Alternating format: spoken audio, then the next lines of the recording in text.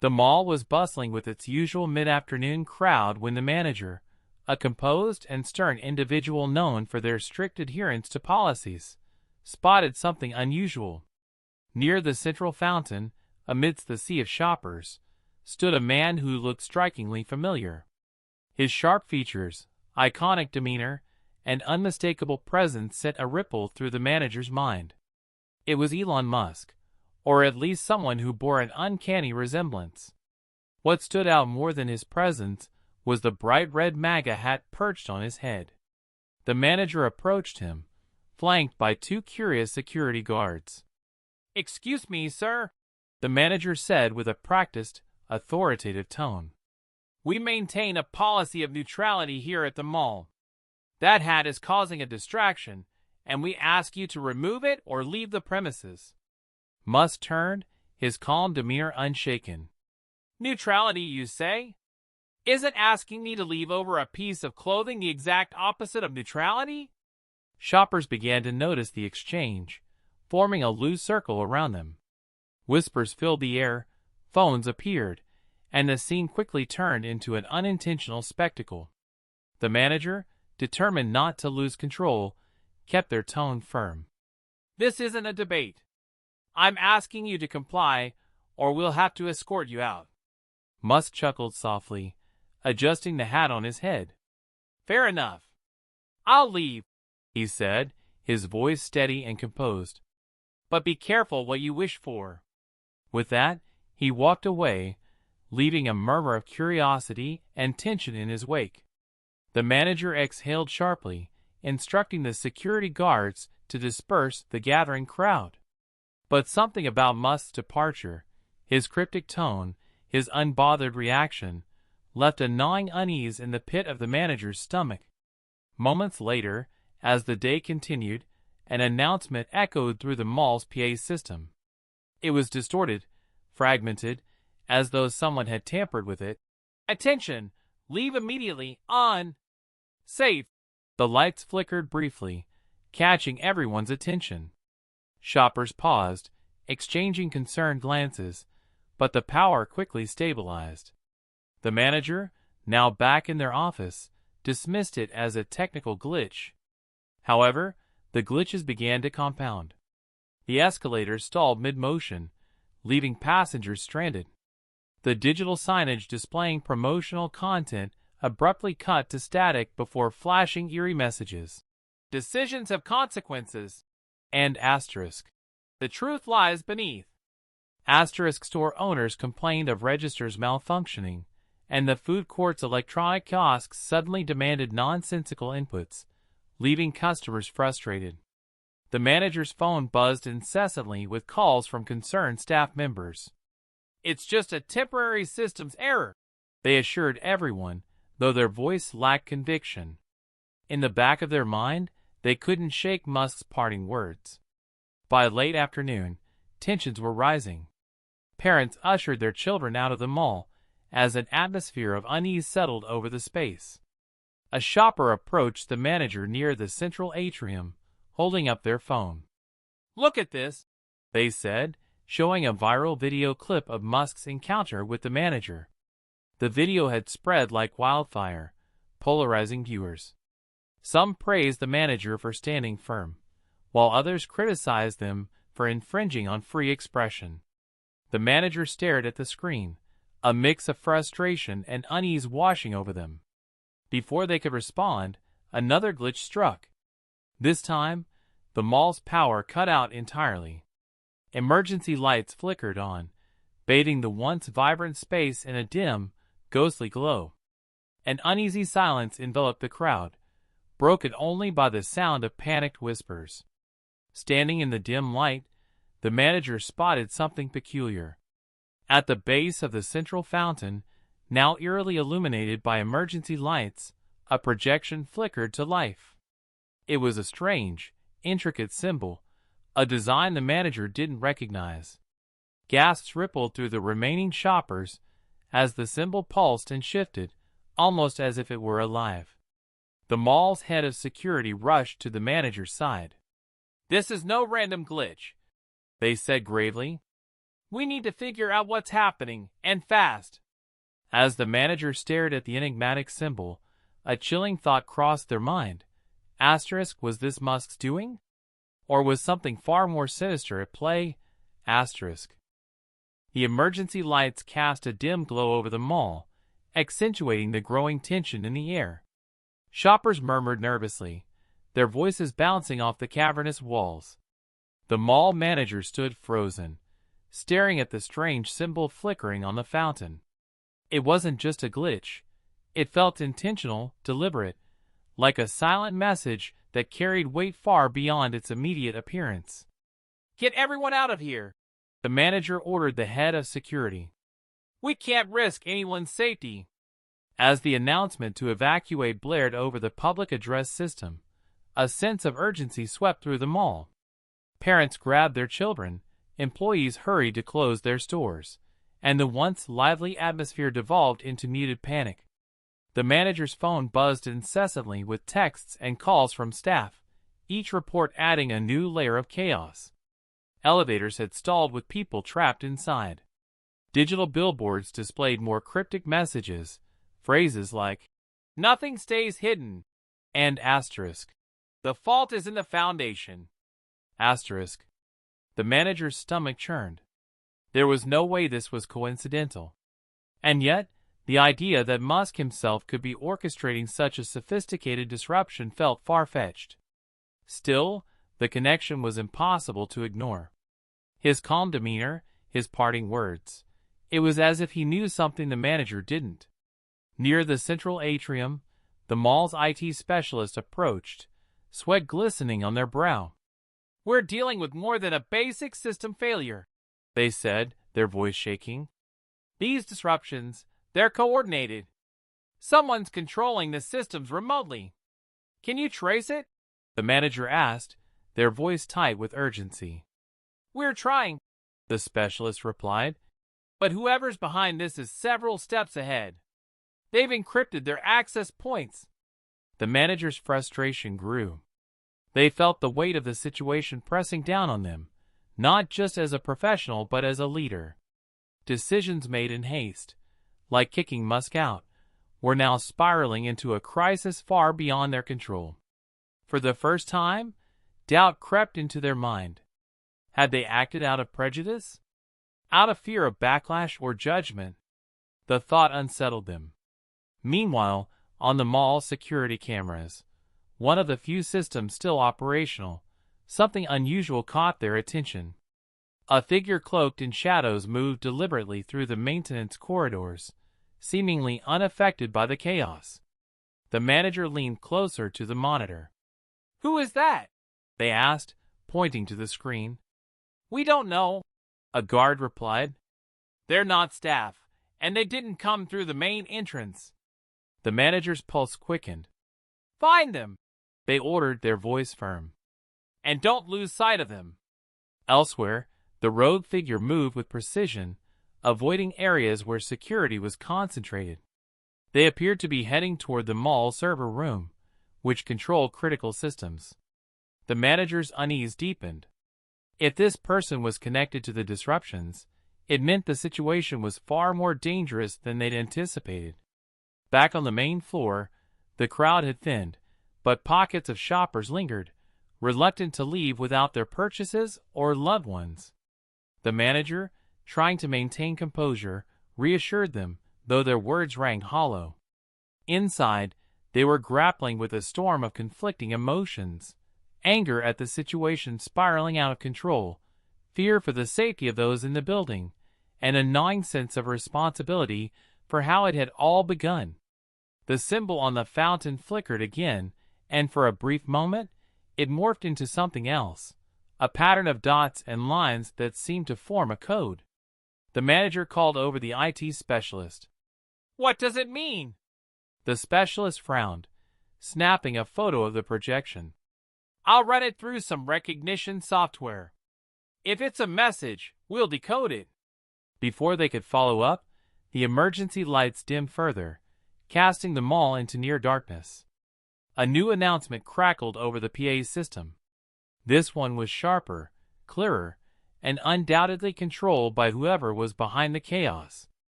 "The time for reckoning has come," the voice said, cold and calculated. "Truth will be revealed."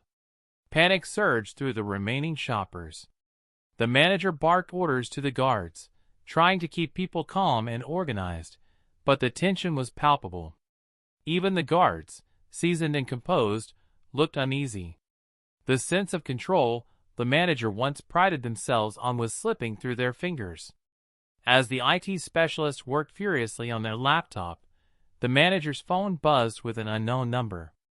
Against their better judgment, they answered. The voice on the other end was chillingly calm. "You've already lost," it said. "You don't understand the depths of what you've unleashed." "Who is this?" the manager demanded, their voice shaking slightly despite their best efforts. "You should have thought twice before taking sides," the voice replied cryptically before the line went dead. Shaken but determined, the manager turned to the IT specialist. "I don't care what it takes," they said, their voice hardening. "Find out who's behind this." The specialist nodded, their fingers flying over the keyboard. "I'm narrowing it down, but whoever's doing this knows what they're doing. This isn't amateur work." The manager's mind raced.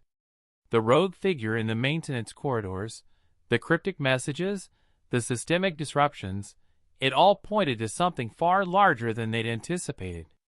And yet, the connection to Musk remained unclear. Was he truly involved, or was he as much a victim as they were? The thought unsettled them further. As they tried to piece the puzzle together, a commotion erupted near the mall's eastern exit. A group of shoppers claimed to have seen a strange device tucked into an air vent. The manager, accompanied by security guards, rushed to the scene. What they found sent a chill down their spine. A small, blinking gadget that hummed with an almost imperceptible frequency. "What is it?" the manager asked, their voice tight. The head of security examined the device cautiously. "It's not a bomb, but it's definitely something electronic. Could be a transmitter or part of a larger system." "Disable it," the manager ordered. "We can't take any chances." As the security team worked on the device, the manager's phone buzzed again. This time, it was a text message. The sender was unknown, and the message was brief but chilling. Asterisk. "You're looking in the wrong place." Asterisk. A fresh wave of unease swept over the manager. Whatever was happening, it was clear that they were only scratching the surface of a much deeper conspiracy. And the stakes were higher than they'd ever imagined. The tension inside the mall had reached its breaking point. The strange device found near the eastern exit had been carefully dismantled by the security team, but the unease it created lingered. The manager paced near the central atrium, their thoughts racing. Every instinct told them that the situation was spiraling further out of control, and the realization that this was far from a simple disruption gnawed at them. The cryptic messages, the mysterious figure caught on security cameras, the rogue devices, it all felt like pieces of a puzzle they couldn't quite solve. "Manager," the IT specialist called out, hurrying toward them with a laptop in hand. Their face was pale but resolute. "We've decoded part of the symbol on the fountain. It's a logo, a faction tied to one of Musk's former subsidiaries. This group's been operating underground for years, sabotaging anything connected to him. They're extremists, and this mall, it's their latest target." The manager frowned, processing the information. "Why target this mall? What's their motive?" "It's likely symbolic," the specialist replied. "This is one of the few places where Musk was openly criticized and forced to leave. To them, this is the perfect stage to undermine him and escalate their agenda." The weight of the situation sank in. It wasn't just about the mall anymore. This was about sending a message, one that could ripple far beyond their current crisis. The manager took a deep breath, trying to regain control of their thoughts. "What's the next step?" they asked, their voice steady despite the turmoil within. Before the specialist could answer, The power surged back on momentarily, and the mall's massive LED screens flickered to life. They displayed grainy footage of Musk, seated in what looked like a secure room. He was calm, but his tone carried urgency as he spoke.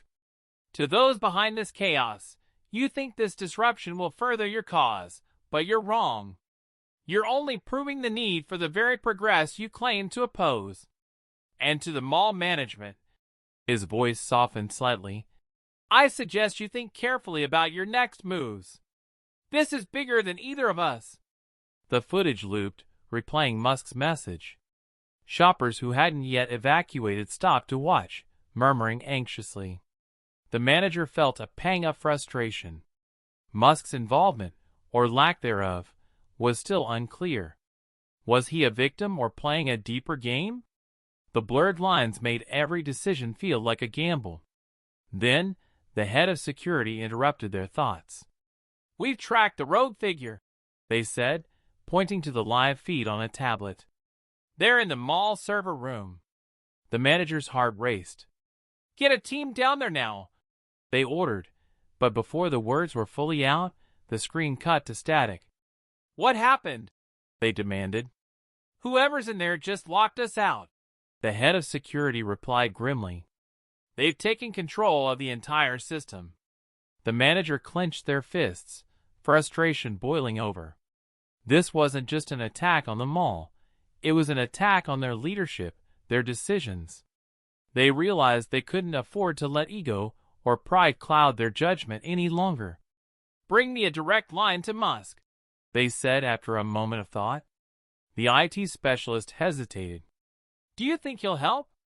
If he's not behind this, then we need him, the manager replied firmly. And if he is, well, it's time to find out. Within minutes, they were patched through to Musk's team. The man himself appeared on the screen, his face calm but serious. You're finally ready to talk, he said, a faint smirk tugging at the corner of his mouth. I was wondering how long it would take. Enough games, the manager snapped. If you're involved in this. I'm not, Musk interrupted, his tone firm. But I've been tracking the group responsible for years.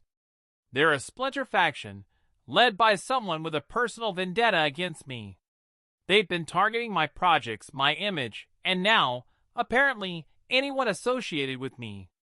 Why didn't you say this earlier? The manager demanded. Would you have listened? Musk shot back. His words stung, and the manager couldn't deny the truth in them. Listen, Musk continued, this group isn't just about sabotaging me. They thrive on chaos. Their leader believes that destabilizing places like this mall, symbols of modern consumerism and progress, will expose societal flaws and force people to question their values. If you don't act fast, they'll escalate. The manager absorbed his words, their initial skepticism melting into reluctant trust. What do you suggest? They asked finally. Musk leaned forward, his expression serious. Their leader is here. I'm certain of it. They're not just orchestrating this remotely. They're making a statement by being physically present. You need to confront them, but not recklessly. They've likely set traps to protect themselves. And what about the systems they've hijacked? The manager asked. The symbols, the devices, they've locked us out of everything. Musk gestured off screen, speaking to someone on his team. I'll deploy my engineers to assist remotely. They'll work on regaining control of the systems, but you'll need to hold the fort until then. Understood, the manager said, their resolve hardening. And if we find the leader? Leave that to me, Musk replied, his tone leaving no room for argument. The call ended, and the manager turned to their team. We have a lead, and we have help. Now it's time to take back control. As the IT team worked with Musk's engineers, the manager and security staff prepared to track down the rogue figure. The situation felt heavier than ever, but for the first time, the manager felt a glimmer of hope. They weren't alone in this fight anymore. Deep down, The manager knew this wasn't just about the mall or even Musk. It was about proving that resilience, leadership, and unity could overcome chaos. And they were determined not to let fear or doubt stand in their way. The mall felt like a battlefield, quiet yet charged with tension. With Musk's engineers working behind the scenes to regain control of the systems, the manager and security team focused on tracking the rogue figure within the mall's labyrinthine maintenance corridors. Every step felt heavier than the last as the weight of responsibility bore down on the manager. This wasn't just about resolving a crisis anymore. It was about redeeming their leadership and ensuring no further harm came to the people still trapped in the building. The IT specialist's voice crackled over the manager's earpiece. "We've pinpointed the figure's location, 3rd floor, near the north exit. They've been stationary for the past 5 minutes. The manager nodded sharply, signaling to the head of security. "Move quietly," they instructed. "We don't know if they're armed or what traps they've set." The team advanced cautiously, the dim emergency lighting casting eerie shadows across the walls. As they approached the area, they found a maintenance door slightly ajar. The manager pushed it open slowly, revealing a makeshift workstation. Wires, tools, and monitors were scattered across the room, each screen displaying parts of the mall's surveillance footage. At the center stood a sleek, custom-built device humming faintly with energy. It was clear this was the hub of the rogue operation. Before anyone could react, a voice echoed from behind them. "Impressive, isn't it?" The team spun around to find a tall, wiry man stepping out from the shadows, his face partially obscured by a hood. His calm demeanor and piercing gaze sent a chill through the group. He gestured casually toward the workstation. "Years of planning, months of assembly, and here we are." The manager stepped forward, keeping their tone firm. "Who are you? Why are you doing this?"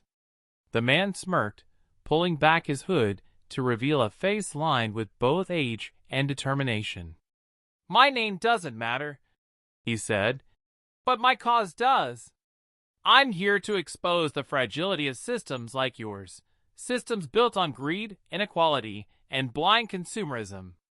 You're all cogs in a machine that needs to break. By terrorizing innocent people," the manager shot back, anger creeping into their voice.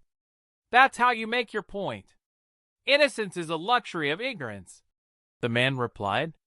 "Your mall, your policies, your entire operation, they're complicit in the very problems you claim to solve. And Musk," he added, his voice dripping with disdain, "he's the epitome of everything wrong with progress. He builds, disrupts, and leaves the wreckage for others to clean up." The manager felt a pang of doubt, but they pushed it aside. "Whatever grievances you have, this isn't the way to address them. You're putting lives at risk. Lives that will never change unless they're forced to," the man countered. "You think you're a leader, but you're just another gatekeeper protecting a broken system." The tension in the room was palpable. The manager knew they needed to keep the man talking to buy time. Musk's engineers were still working to disable the rogue systems, and every second counted. "If your goal is to bring change, then why hide? Why not face the consequences of your actions?" The man's smirk faltered slightly. "Consequences are inevitable," he admitted. "But I've already won. Even if you stop me, the cracks I've exposed will never be repaired." Suddenly, the device on the workstation beeped, its lights flashing erratically. The man turned toward it, his expression shifting to one of frustration. "They're trying to override my systems," he muttered. The manager seized the moment. "It's over," they said firmly. "You've lost control." The man turned back, his eyes narrowing. "You don't understand. This isn't about control, it's about revelation. And before this night is over, the truth will come out." With a swift motion, he activated a hidden switch on his wristband. The device on the workstation emitted a high-pitched whine, and the monitors around the room began displaying a countdown. 30 seconds. The manager's heart sank. "What is this?" "A failsafe," the man said calmly. "If I can't finish my work, the system will finish it for me." The team sprang into action, the IT specialist frantically examining the device, while the head of security restrained the man. "We don't have time to dismantle this," the specialist said, their voice trembling. "It's too complex." The manager's mind raced. They had a choice: evacuate the building immediately and risk the device's consequences, or try something bold. Taking a deep breath, they grabbed the earpiece and called Musk's team. "We've found the failsafe. Can you shut it down remotely?" "We're already on it," came the reply. "But you'll need to manually delay the timer. There's a panel on the side. Look for a green wire." The manager relayed the instructions to the specialist, who nodded and began working furiously. The seconds ticked by agonizingly slowly, the whine of the device growing louder with each passing moment. The manager couldn't tear their eyes away from the countdown. 10, 9, 8. "Got it!" the specialist shouted, pulling the wire free. The countdown froze at 3 seconds, and the device powered down with a faint click. The room fell silent, save for the collective exhale of relief. The man, now restrained, glared at the manager. "You may have stopped me," he said coldly, "but the system you protect is already failing. This mall, this society, it's all coming down." The manager met his gaze, their voice steady. "Maybe it is.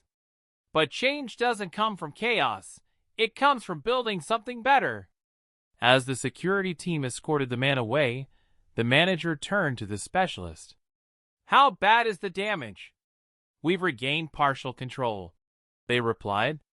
"Musk's team says the rest should be operational within the hour." The manager nodded, a mix of exhaustion and determination washing over them.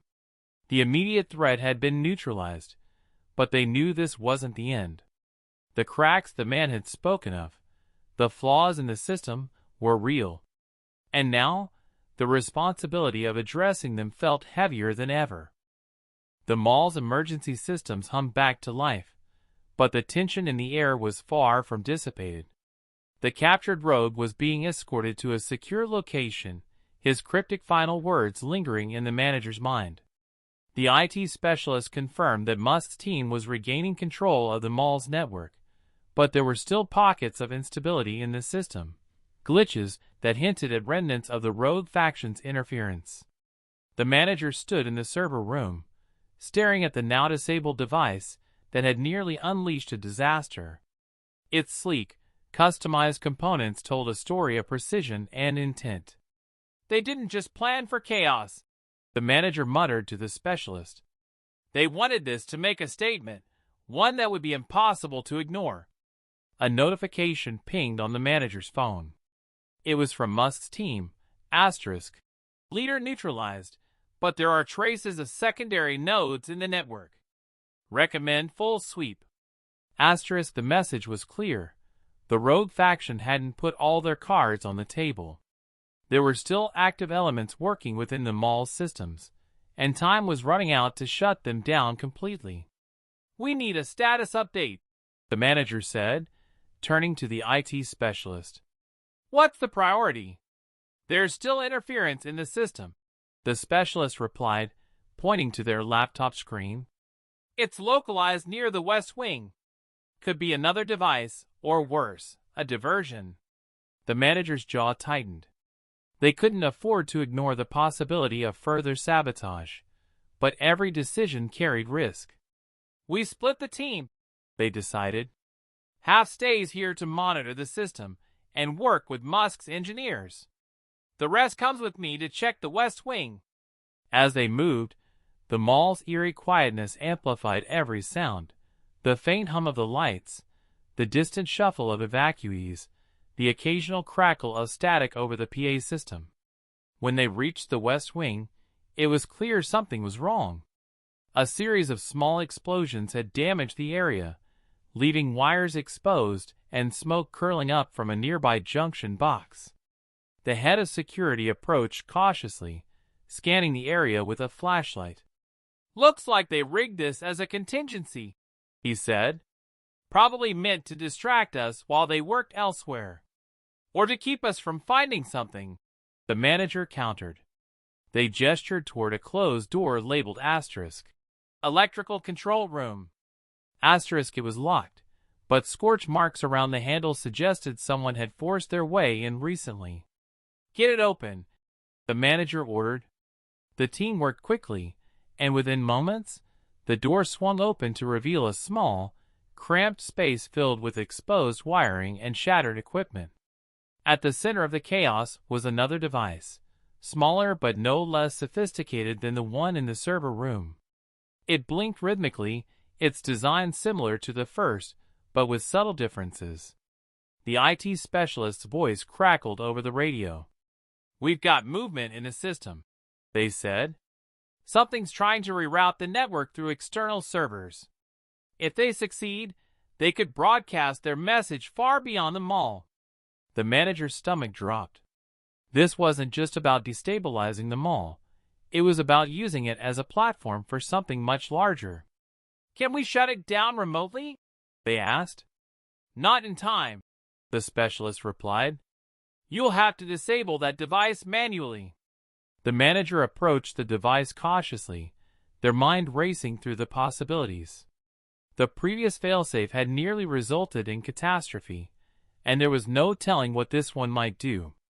The head of security handed them a small toolkit, and the manager knelt beside the device, studying its layout. "Green wire, right?" they murmured, recalling Musk's earlier instructions. "Not this time," the IT specialist said over the radio. "This one's wired differently. Look for a blue connector. It should neutralize the power source."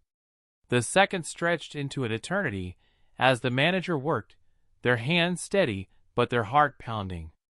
The device emitted a low, ominous hum, as if warning them of the consequences of failure. Finally, they found the blue connector and carefully disconnected it. The device powered down, and the hum ceased, leaving only silence.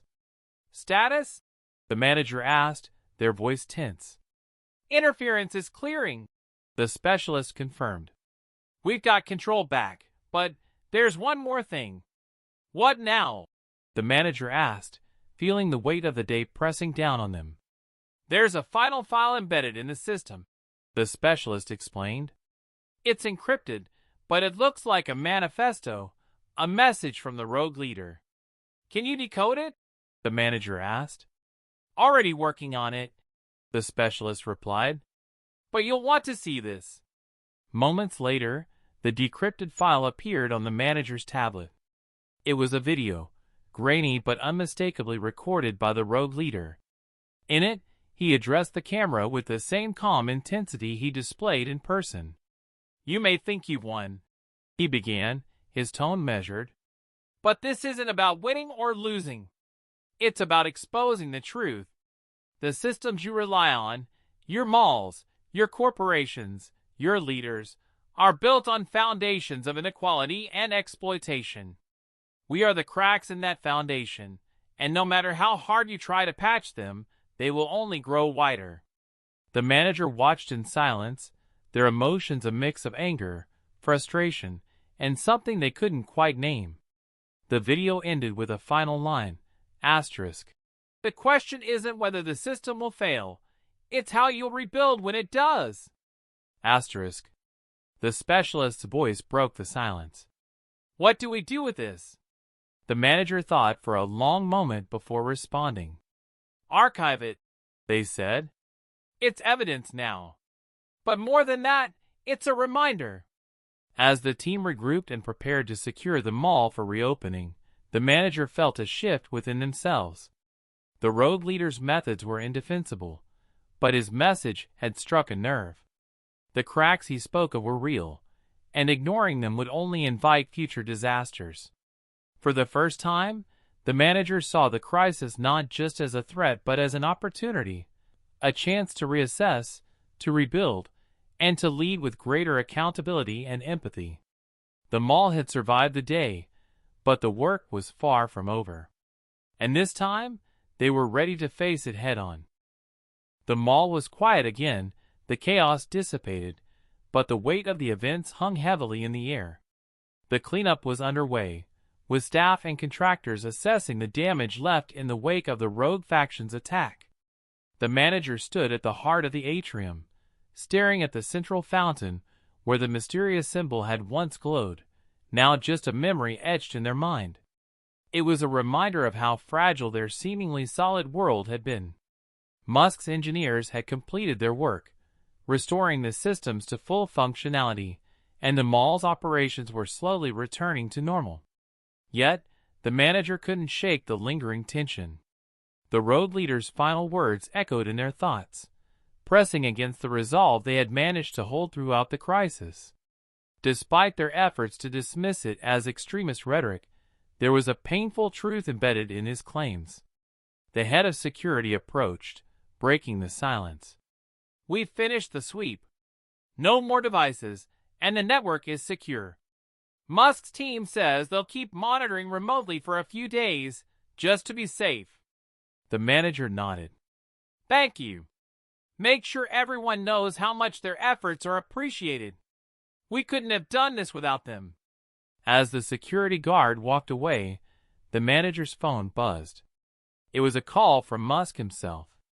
They hesitated for a moment before answering. "Everything's stable," the manager said before Musk could speak. "I heard," Musk replied. "You handled yourself well, considering the circumstances. Not everyone could have kept their head during a situation like this." The manager let out a dry laugh. "I'm not sure I did. Half the time, I was reacting without knowing what I was walking into." "That's leadership," Musk said simply. "It's not about knowing everything. It's about making decisions when the stakes are high. And you did that. Your people did most of the heavy lifting," the manager admitted. "I just tried not to get in the way." Musk paused for a moment. "You know, he wasn't entirely wrong," he said finally, referring to the road leader. "The system we operate in has cracks. It's flawed, uneven, and often unfair. But the solution isn't chaos, it's progress. And progress requires people like you who are willing to step up and fix what's broken." The manager didn't respond immediately. They'd spent so much of their career enforcing policies, managing logistics, and keeping the mall running smoothly. But this incident had forced them to confront something deeper, their role in a system that wasn't as neutral as they'd once believed. Musk's words felt less like praise and more like a challenge, a call to action. "I'll take that into account," the manager said finally. "Thanks for your help. I'll make sure it doesn't go unnoticed." "Don't thank me yet," Musk replied. "This isn't over. Not for me, and not for you. But I'm glad to know there's someone here who gets it." The call ended, leaving the manager with more questions than answers. They glanced around the atrium, where a few staff members were scrubbing away soot marks and resetting displays. The mall would look pristine again in a matter of days, but the manager knew that the scars of this event wouldn't heal so easily. A young employee approached timidly, holding a clipboard. "Excuse me," they said, "but some of us were wondering, what happens next? I mean, are we changing anything?" The question caught the manager off guard. They had been so focused on resolving the immediate crisis that they hadn't considered the long-term implications.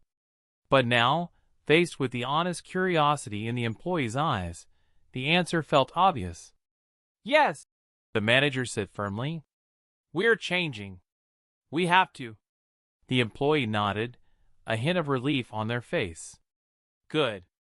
A lot of us were hoping you'd say that." As they walked away, the manager felt a swell of determination. This wasn't just about repairing the damage. It was about reevaluating the foundation of the mall's culture.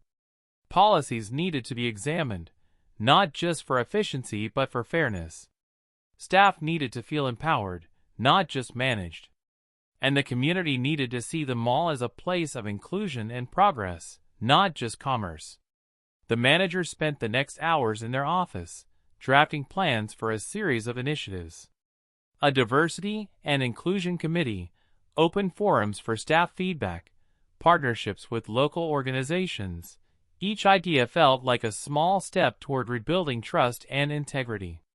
They weren't grand gestures, but they were meaningful ones, rooted in the lessons of the past few days. By the time the drafts were complete, the manager felt an unfamiliar sense of hope. The rogue leader's attack had been an attempt to sow division and chaos, but in its aftermath, there was an opportunity to build something stronger. The cracks he had exposed weren't a sign of failure. They were a chance to grow. As the manager shut down their computer for the night, they glanced once more at the fountain through their office window.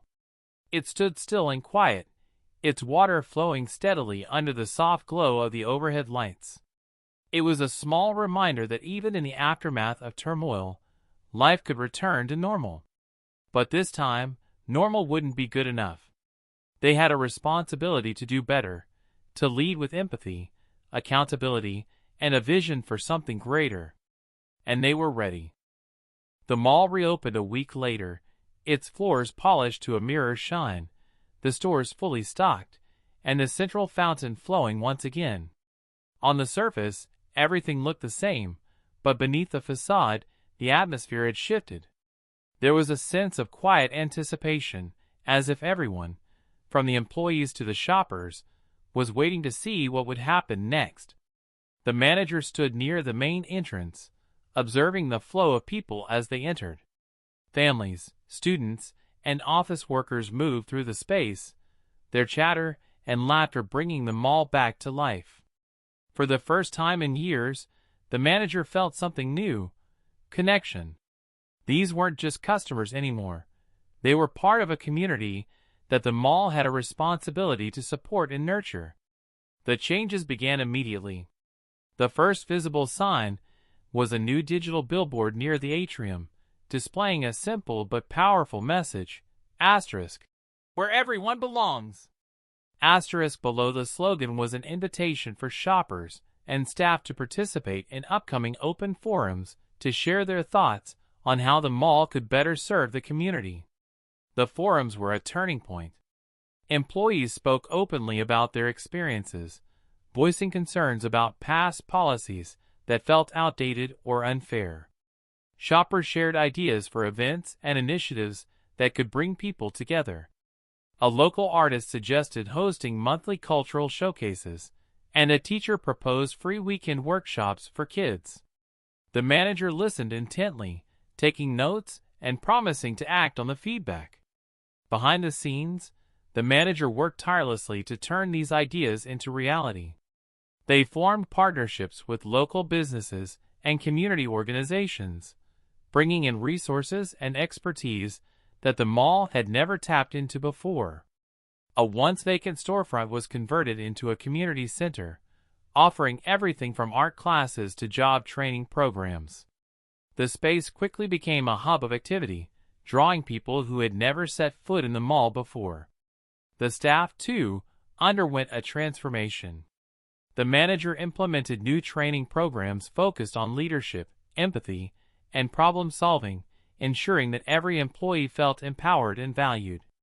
A mentorship program paired senior staff with newer employees, fostering a sense of camaraderie and growth. The mall became a place where people weren't just working, they were building careers and finding purpose. The changes didn't go unnoticed. Media outlets picked up the story, framing the mall as a model for resilience and innovation in the face of adversity. The manager gave a few interviews, speaking candidly about the lessons learned during the crisis. They didn't shy away from acknowledging their mistakes, but they emphasized the importance of growth and accountability. "This isn't just about recovering from a crisis," they said in one interview. "It's about creating a foundation that can withstand anything because it's built on trust, inclusion, and a commitment to doing better." Musk, true to his word, played a role in the mall's transformation. He donated cutting-edge technology to improve energy efficiency and security, turning the mall into a model of sustainability. He even visited the community center during its grand opening, mingling with locals and offering words of encouragement. The manager watched from a distance, reflecting on how much had changed since their initial encounter. The road leader's actions, though destructive, had forced a reckoning that the manager could no longer ignore. The cracks in the system had been exposed, but instead of crumbling, the mall had been rebuilt stronger. The manager knew that the journey was far from over. There would always be challenges, conflicts, and unforeseen obstacles. But now, they had a team, a community, and a vision to guide them forward. One evening, as the mall was closing, the manager lingered near the fountain, watching the reflections of the lights ripple across the water. A young employee approached, holding a clipboard filled with notes from the latest forum. "People really appreciate what you're doing," they said. "It feels like this place actually means something now." The manager smiled, feeling a quiet sense of pride. "It always did," they replied. "We just needed to remember that." The mall had become more than a shopping center. It was a space where people could connect, grow, and find common ground. The events of the past weeks had tested the manager in ways they never could have anticipated, but they had emerged stronger, wiser, and ready to face whatever came next. The fountain's steady flows seemed to echo a simple truth. Resilience wasn't about avoiding challenges. It was about finding the strength to rise above them time and time again.